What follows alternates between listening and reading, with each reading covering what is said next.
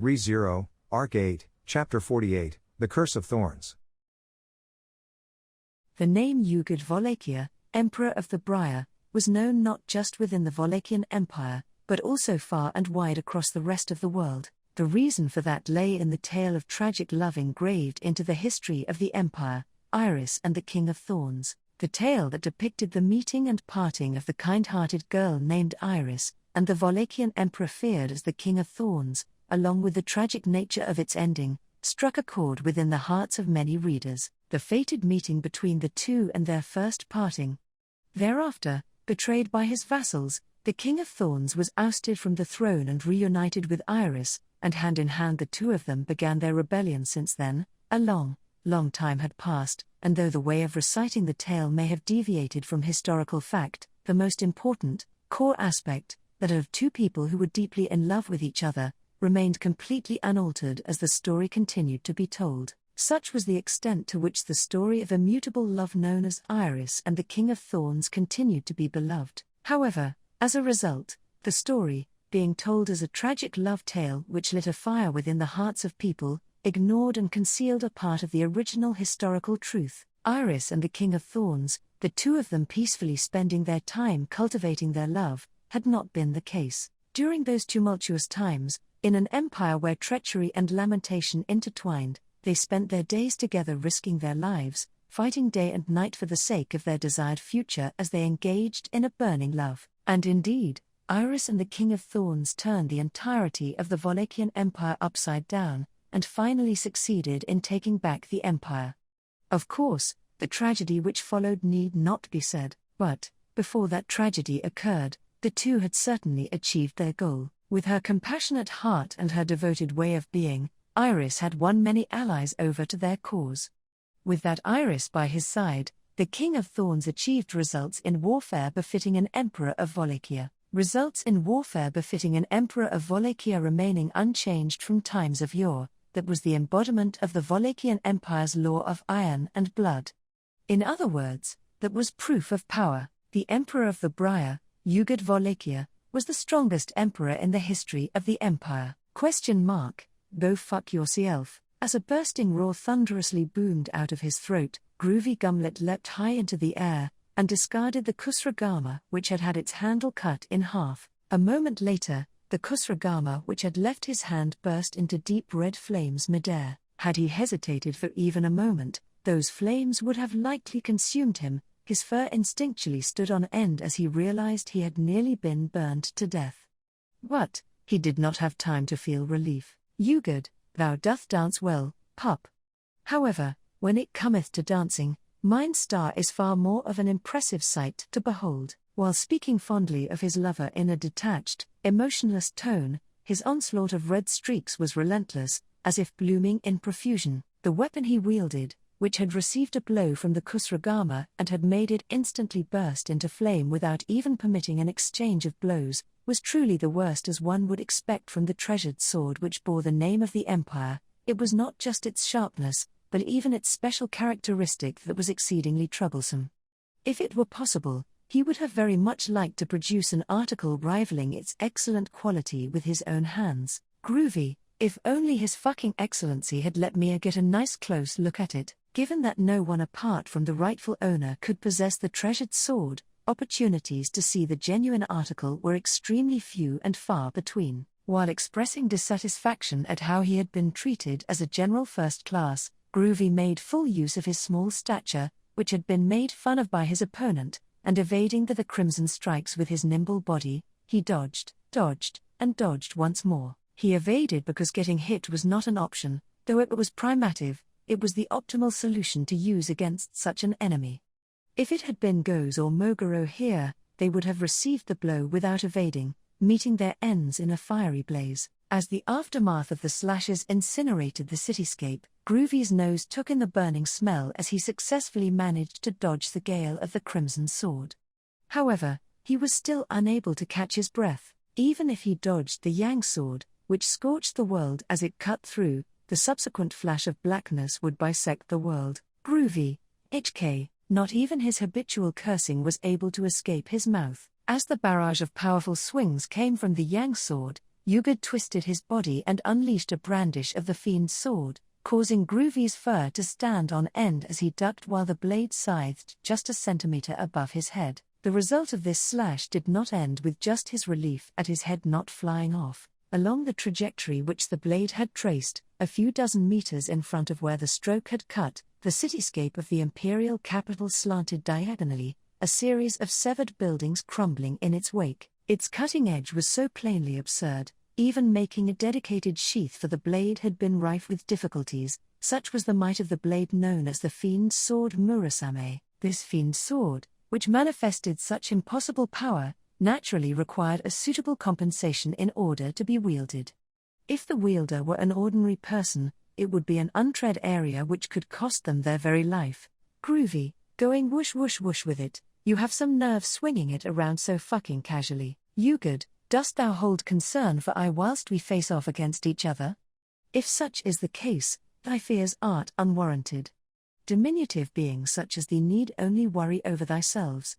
In regards to worrying over mineself, mine star alone is sufficient. Groovy, you don't make any fucking sense. In his right hand, the Yang sword Volakia, and in his left hand, the fiend's sword Murasame. Though the foe who dual-wielded the worst possible combination of two swords that Groovy could possibly imagine had not given his name, so long as he held the Yang sword without bursting into flames, it showed that he possessed the due qualifications to wield it. Additionally, green hair with a crown of thorns, this situation in which the dead were revived as the undead, the identity of the person dual-wielding the two worst blades. A terrible possibility rose to the surface in Groovy's mind as he spat out an endless string of curses. Hence, Groovy, Yugad Volakia, Yugad, even if thou dost not call out to mineself, I am aware of mine own personage. However, for recognizing mineself even though we art separated by time, I must deliver praise unto thy discernment. Bearing blades of instant death in both hands, he stated this in a crushing voice to his foe who had opened up some distance between them. And then from the front, the undead, standing atop the burning wreckage of the buildings, drew back his chin solemnly at Groovy's call. Hearing the undead's Yugad's reply, Groovy snorted his nose with a bad attitude, and, Groovy, even so, I'm still somebody who actually reads books among the fucking generals of the first class. And I may as well just fucking saying this while I'm at it, I'm one of the 9 divine generals. Yugad, 9 divine generals. Ah, so it yet remaineth in existence, that position. Groovy, though it seems like it completely fucking vanished in your era. In front of Yugad, whose inflectionless speech did not indicate whether he was interested or not, Groovy put his arms behind his waist, drawing 2 hatchets from it and holding them at the ready. He still had plenty of cursed tools. The problem was not Groovy's remaining number of cursed tools, but rather his remaining amount of life force. Groovy, while interlocking gazes with Yugad, he glanced down at his own chest at the edge of his vision. Like before, his chest, in which his heart was stored, was being stabbed by sharp, transparent thorns as they writhed. It was good that he had hastily prepared to deal with the curse of thorns that gnawed at his heart by running poison through himself, but this daredevil strategy was not designed for the long haul. The curse of thorns was, by how it had looked, a powerful curse that indiscriminately engulfed a wide area centered on the caster. Therefore, he had anticipated that the user would be the type to hide while focusing on operating and maintaining the curse. That had been naive. Very naive. His guess was completely off the mark, and far from being in hiding, the enemy was imposingly wielding powerful weapons. No, the weapons were indeed powerful, but the weapons alone were not the reason for this tough fight. It was because the wielder of the weapons was a person of extraordinary power. In the current Volakian Empire, the status of General First Class indicated the position of the 9 divine generals. That system had been restored by the current emperor, Vincent Volakia, and though it had been repeatedly revived and erased several times throughout history, it was during the reign of none other than Yugad Volakia that the system of the 9 divine generals was first lost. For what reason had the system of the 9 divine generals been eradicated during Yugad's reign? That was, Yugad, naught else could have been done. For those weaker than mineself hadst made an attempt on the life of mine star. That was the reason why the Emperor of the Briar himself had executed all the 9 divine generals of his time with his own hands, not sparing even a single one. Of course, Groovy had not been a part of the 9 divine generals at that time, nor were there transcendent figures such as Cecilus or Arakia. But even so, he did not think that the powerful individuals who bore the title 9 divine generals were so weak that they could not hold a candle to Groovy and the rest of the current divine generals. In short, Groovy, gonna be a fucking short-term decisive battle. You good, cease from piling on more impure utterances. It is irreverent. Kicking off the streets where slash marks had been etched, Groovy's body flew toward Ugod. Groovy was readied with 2 hatchets, and while pointing out his manner of speech rather than those weapons, Ugod was calmly poised to intercept with the Yang sword. To his opponent who stood ready to intercept him, Groovy furiously bared his fangs, and he struck with his hatchets in a vertical attack. Naturally, the strike was blocked by the Yang sword, which had been raised overhead, but that was just what he wanted. Ugod, At the moment the Yang sword collided with the hatchets, cracks formed in Ugod's face. Literally, the crack on the cheek of his pale, prim face was proof that Groovy's blow had permeated through his opponent. Groovy, it worked, but fuck off. At the puzzled Ugod, Groovy laughed with a sidelong glance as the hatchets were blown away in a blaze of flame. To avoid the spread of fire, he had let go of the hatchets the moment they hit the Yang sword, but the effect of those cursed tools not cutting them, but forcing an impact through them, was activated. Originally, it was a cursed tool that had been made to kill opponents who wore thick armor and steel helmets even when they were still clad in that equipment. The blade of the hatchet vibrated immensely at such a minute scale that it could not be seen. Even the slightest contact would cause the vibrations to be sent throughout the opponent's body, pulverizing their bones and viscera. Though would be lethal damage for a living person, he was not sure how effective it would be against an undead. Ugod, enthralling. But if thou art incapable of continuing onward, Groovy, whoever said anything like that?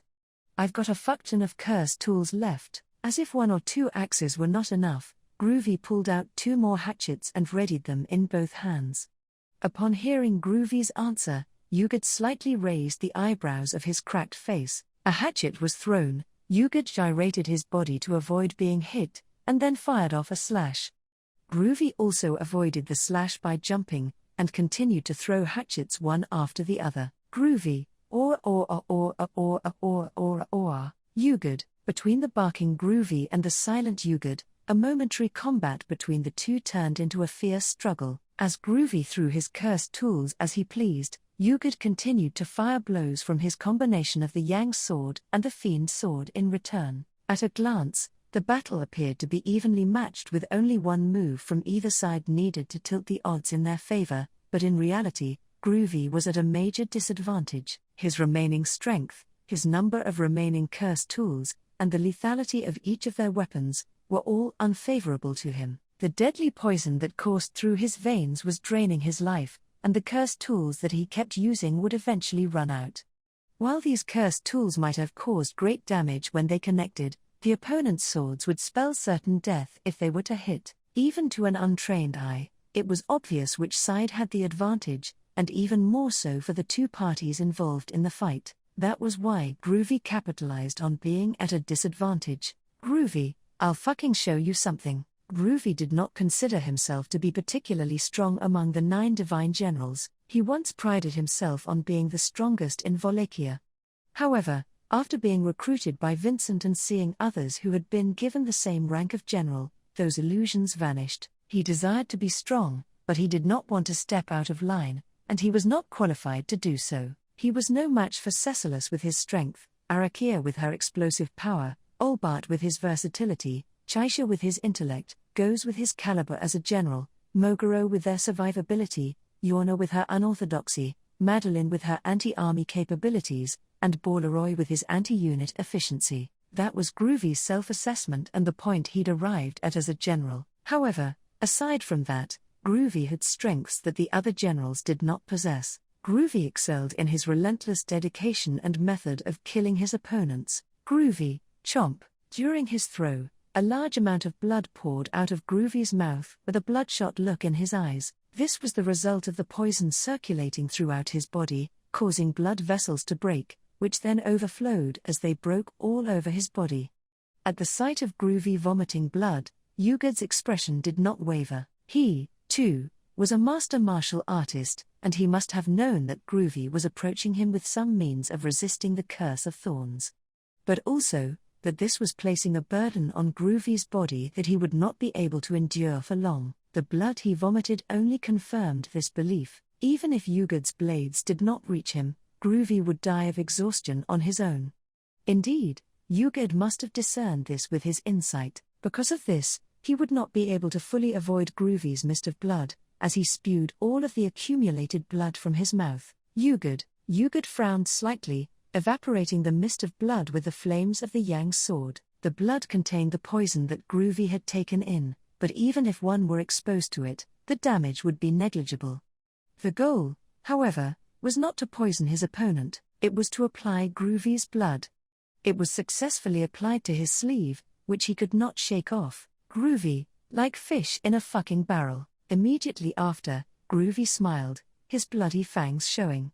Around Yugur the countless hatchets he had dodged so far drew close to him, as if pulled by a string. Using Groovy's blood as a medium to acquire its target, it was a guided tomahawk application of cursed tool known as blood hatchets. Yugur dodged the incoming blood hatchet, but then his eyes widened as he saw it circle around and come back again. Yugur, with his incredible physical prowess, dodged, and continued to dodge the storm of blood hatchets coming at him from all directions, but unless he knocked them down, they would eventually catch up to him as they came flying at him endlessly. However, Groovy was not so well behaved as to wait for that eventuality. Groovy, you're probably wondering when it's gonna fucking end, aren't you?